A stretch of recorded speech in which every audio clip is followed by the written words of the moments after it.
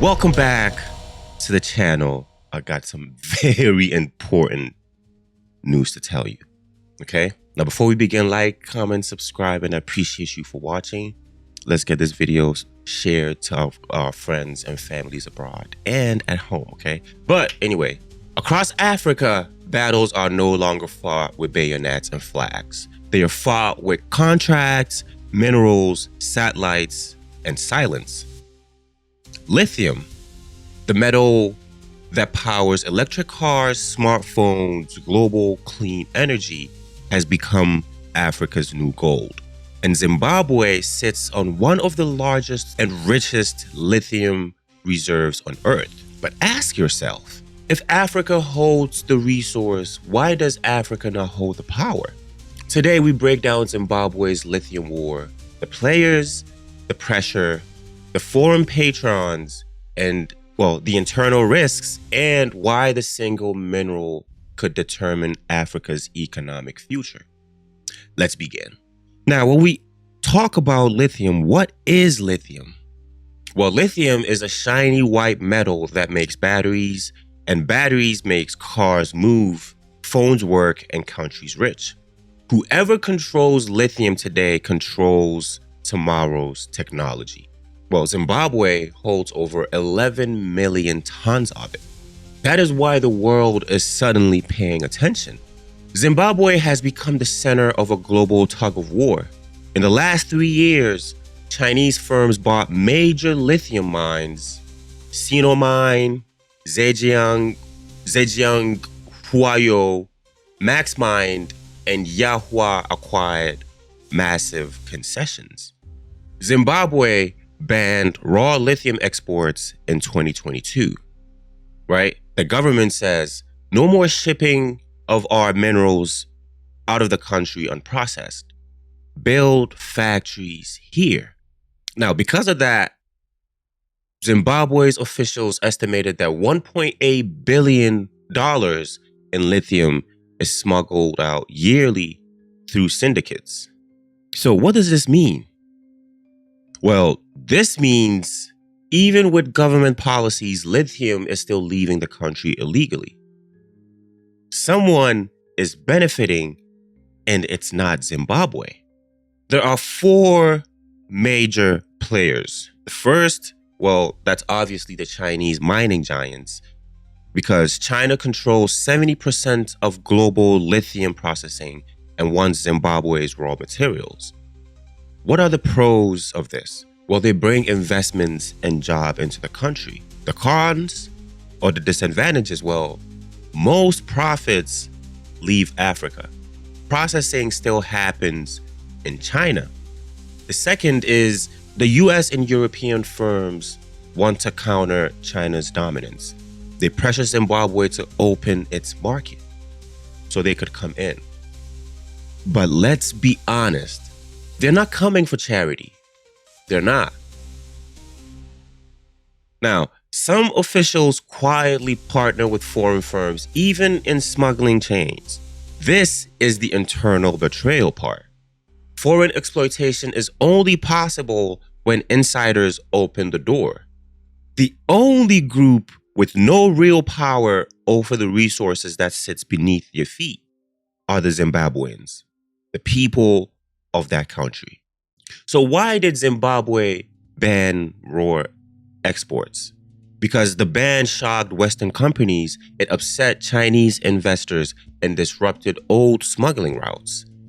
Because for the first time, Zimbabwe said, process it here, add value here, hire our people here.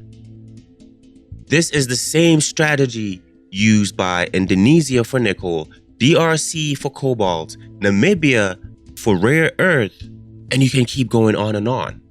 It is the only way Africa escapes the mineral go out, poverty stays in cycle, right? The mineral go out, poverty stays in cycle. But powerful interests, to be honest, don't like that. Zimbabwe's decision triggered a global reaction.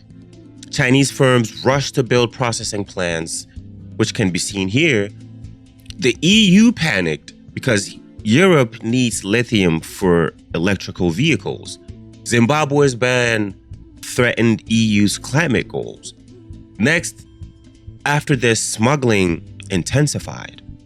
Foreign companies did not want to lose the cheap access, so now lithium crosses borders hidden under bags of maize, chrome shipments, construction material.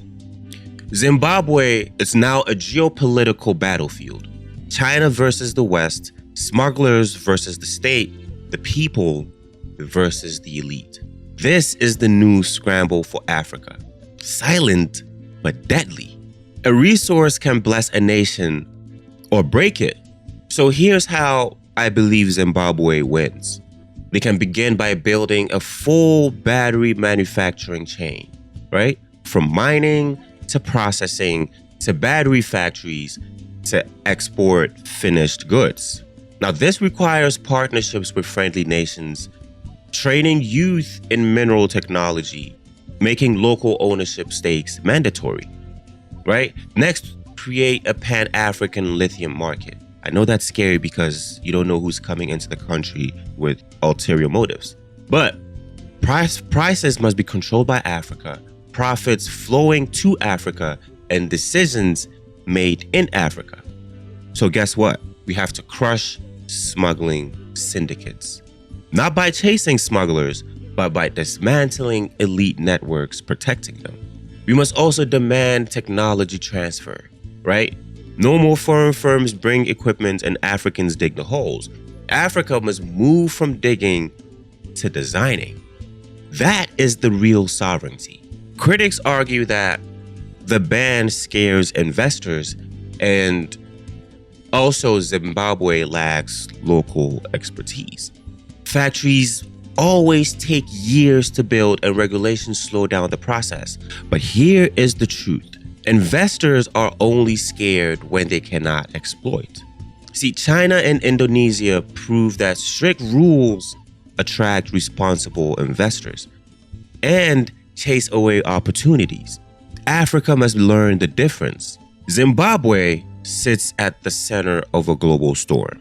If Zimbabwe wins the lithium war, Africa wins economic sovereignty.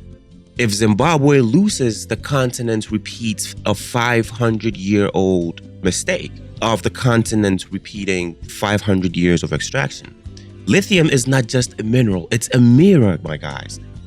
It shows us who controls the future and who is still stuck in the past. The question is simple. Will Africa sell the future or build it? Family, before you go, I want you to hear this. Africa is now entering a new season where our minerals carry power and where our voices carry weight.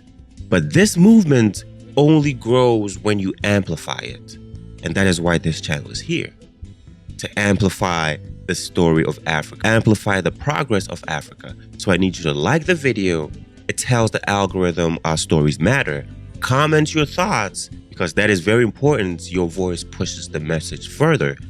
Subscribe because more stories like this are coming. And turn on post notifications because tomorrow's episode is already loading. You're not supporting a channel, you're supporting Africa's sovereignty. Stay sharp, stay aware, and stay sovereign. I'll catch you guys in the next episode.